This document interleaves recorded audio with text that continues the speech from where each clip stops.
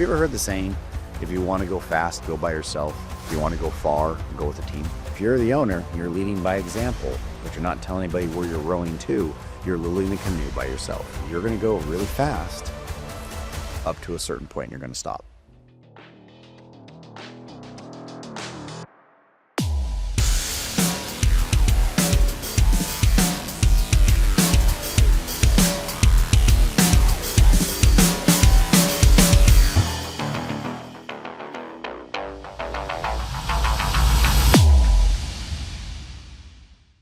Good morning, everybody. How we doing? Oh, if you have teenagers, let me tell you what, the joys they bring you, they're just little bundles of joy, aren't they?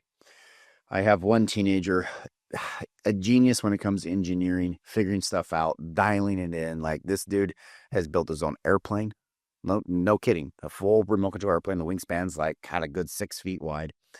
He's built his own speedboat, 3D printed the whole thing, and the speedboat is awesome. Like, he's going to start selling them for $600 a piece. All the components, everything, are like $350. If you were to go buy a speedboat like this, it's an $800 RC car. Like, the thing's legit. What this kid can do is pick up after himself. Not a chance. So lately, his new thing is we have this big gigantic outlet. It's got 6 plugs in it, but it's 4 feet from where the Wi-Fi is plugged into and closest to his little workstation. So he keeps unplugging the Wi-Fi and bringing down a quarter of our IT Infonet structure in my house so he can plug in whatever he's working on. And of course, he never plugs it back in. So this morning, I walk over there, I get on the Peloton, I clip in, and it barely has a signal. It's like it's struggling. It won't load anything. It's struggling. I'm like, I reset the Peloton, beat my head against the wall for 15 minutes, and, lo and behold, it turns out it was trying to pull the Wi-Fi from across the house, not the cool one that's right next to it. So after asking this kid nicely, please pick up after yourself and put it back the way you found it, I just walked in his room and grabbed his car keys and walked in the living room and put them on the counter. Easy to find if you start looking for your car keys, but nonetheless, if he's going to keep sending me on a scavenger hunt, I'm sending him on a scavenger hunt. So I don't know if you want to take parenting tips from me, but after so many ways of being nice, you're not going to yell at him, you're not going to him. To feel a little pain there and to be like, I swear my keys were right here and now they're not. I don't get it. Maybe that'll clue it through. Now, everybody says you got to say things 7 times before they hear it once. I think I've said it about 10 or 12, but who's keeping track? All right. Leadership, business, and all that fun stuff. How to be a leader, how to lead, and all that in your business. One of the things that we've been working on, and I've talked about a couple times in this podcast, was being a servant leader. A servant leader is, does your team have all the necessary pieces? Does your team have all the necessary equipment to get it done? Have you told them what's going on? And so I decided to go really deep down this rabbit hole and reading a couple of books. And one book I picked up called Traction, I love and I really like it. And what I love about the Traction book is it's above and beyond just a book. You read a book, and what is its job? Its job is to tell you something, teach you something. Your job is to figure out how to implement that, what steps to figure out, where to go down the other brick road of success, and everything in between. There's a lot of pieces that you have to put together. Yeah, it's awesome that someone wrote a book and gave you information, but there's a big gap between the information in that book and results in your company. A very, very large canyon, Grand Canyon sized canyon that you have to navigate on your own. What I love about Traction is they wrote a roadmap above and beyond the book. The book explains how to do it, and then it gives you the pieces on what to do and how to do it, all piece by piece. And they even have books, they got websites, they got software, they have so much more about it. So I'm super, super, super impressed by this system and what they're doing.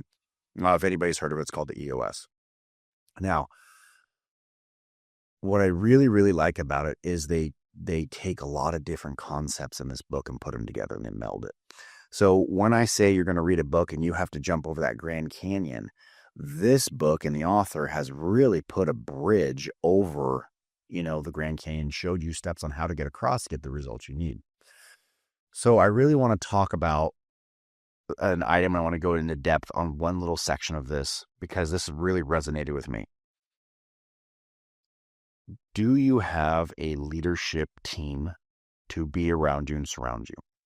And when I hear that and I look at it, and I've interviewed a couple people talking about this and asking the question, what does a leadership team mean? Is that all your middle managers? Probably not. Is your leadership team a few choice people that are really going to drive home and spend the extra hours to get the job done? Yes. Is the leadership team the owners? Yes, they are. The leadership team is the owners, but the owners have one level critical above just being a leadership team. But yes, the owners are definitely part of that core leadership team. What does leadership team look like? Well, they're the people that are going to dial everything in. They are the actual implementers that are going to push the ideas and the vision into reality and make the steps go to happen. What I love about this is you hear all the time, you can lead people, but you can't push them. That's very true. You ever try and push a rope? It's never going to happen. But you can pull a rope, not a problem. You have to lead by example so they get the idea of what you're trying to accomplish. Owners do that all the time. They lead by example. Yes, totally agree. But what they fail to do is have a very, very, very clear vision. Now, if you're the owner and you're leading by example, but you're not telling anybody where you're rowing to, you're literally in a canoe by yourself and you're rowing by yourself. So what that means is you're going to go really fast up to a certain point and you're going to stop.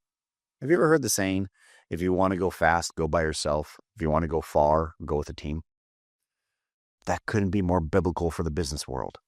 If you want to go far, you have to put a team around yourself to go very far because you're only you and you do not know what you don't know. And if you put a team around you, they're going to have information, key pieces that you're not aware of, and that's what's going to make you go very, very far. So I have watched leaders, quite a few unfortunately, make the mistake of leading by example and then hoping everybody just falls in line. And it looks like a mama duck and her little baby ducks, and baby ducks are mindless, just following mom's little rear end all the way around town.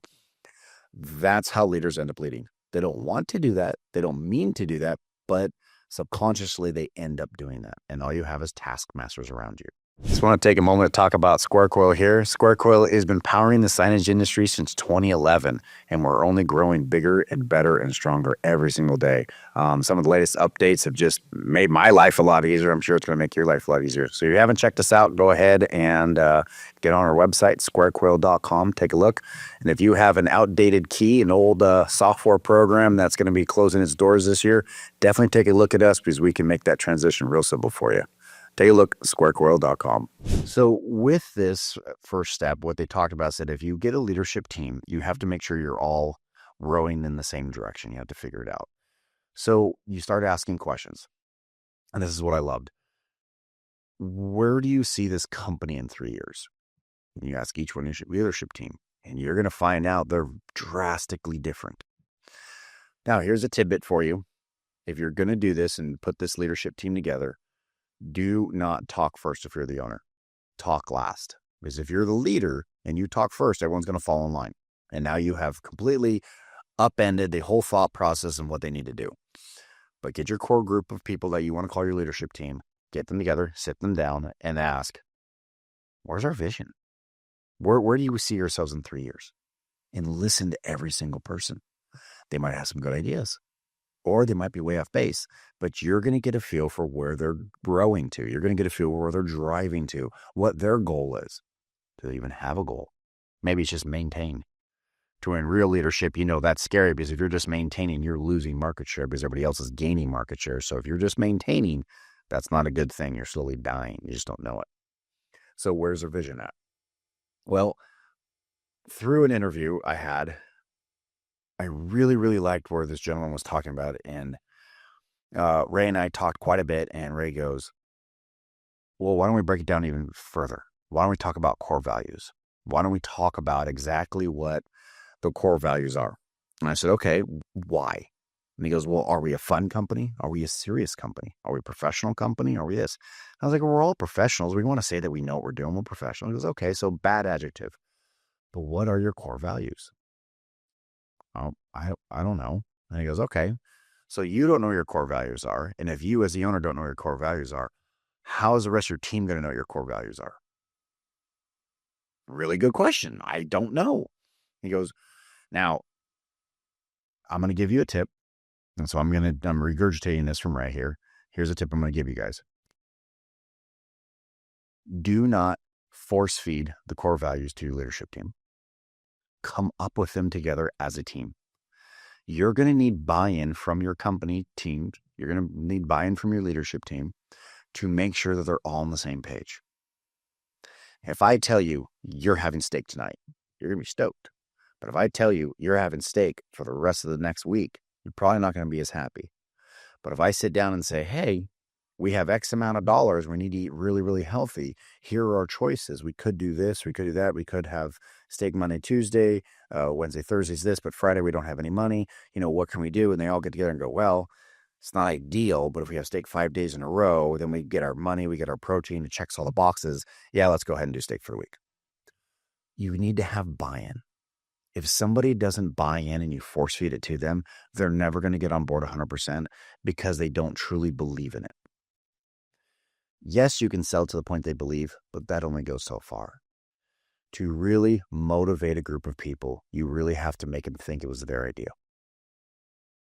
And if you work together as a team, it was their idea. They all collaborated together. Just because you might be the maestro, putting them all together in the same room, asking that they want core values, setting all that up, you're still just the host. It wasn't your idea of what comes out of that. Everyone had an equal say in that. So once they have buy-in, that's going to be a big, big difference on how your company is going to interact. Now, what I really liked about this, and this is kind of the next level that I'm very excited about, you get in the room, you get the core values. Now what? We're all excited. We start high-fiving each other. We got our 4 to 6 core values for what the company is. All right. Now I want each leadership person to rate the rest of the people on those core values. Are they good or are they bad in those core values? You might find that everybody in that leadership team has a negative or a minus on one of those core values. Now, if the whole leadership team has a minus and we're all getting along very good, is that a real core value? Maybe, maybe not. Maybe the whole team needs to step up. Maybe they need to learn that, hey, this is a core value that we need to have in order to excel or move the needle in our company. Or maybe that's just not a good core value. Maybe it's just something that sounded really cool on paper, but when you look, nobody has that core value. Being aggressive. I don't really think that's a good core value for either one of my companies. It could be a great core value for somebody else's company. But if I hear the word aggressive, that's not something I want my team to do. That's not a core value that I want to promote. I want to have steady. I want to have thought through. I want to have a process. But aggressive, in my mind, equals cutting corners and doing what it takes. And there should be a set process. So for me, aggressive is not a good core value, but it could be for other people. Once you truly have these core values, think of what the door opens. Think about that. It's your core values, right? Core, very center, middle, foundation, bottom line. This is it. This is where your company starts. Are you going to hire and fire off your core values? Absolutely, you should be. Yes, 100%. Did your hiring process just got a lot easier when you have your 5 things you're looking for 4 to 6 things you're looking for the core values? Yes, actually, it just got a lot easier. If they don't have the core values, they're not going to row in the same direction as the rest of your team. They're not going to fit. They might be a high producer, but if they don't have the exact core values that you're looking for, they're going to row in a different direction. Now, if you're all trying to go left and one person's going right, you already know that there's going to be chaos that ensues, regardless of where their intentions are. So these core values are really, really good. I mean, it's kind of amazing when you think about it and break it down to very simple. Hey, what are our 4 to 6 things that we really value in this company? And those are our core beliefs, core values. You get your leadership team around that. And then from there, once you have that, then your leadership team can start looking at all your employees and rate them based off of core values. Is that person a good person? We want to keep them on the team or not? Why do that have all the core values? What's your baseline? There are so many directions you can take off of these core values. It's ridiculous. There's so much to do here. I love it. I love the way it's laid out. I really just, it's an amazing thought process. I'm super stoked on it. So I wanted to share it here with you guys. If you have heard of this book Traction, you've seen it, great. If you've implemented it, you're a rock star. If you haven't implemented it, I would highly suggest that. But this is a new step here, and I think it's going to work out well. So hope you enjoy the little synopsis. Talk to you guys next week.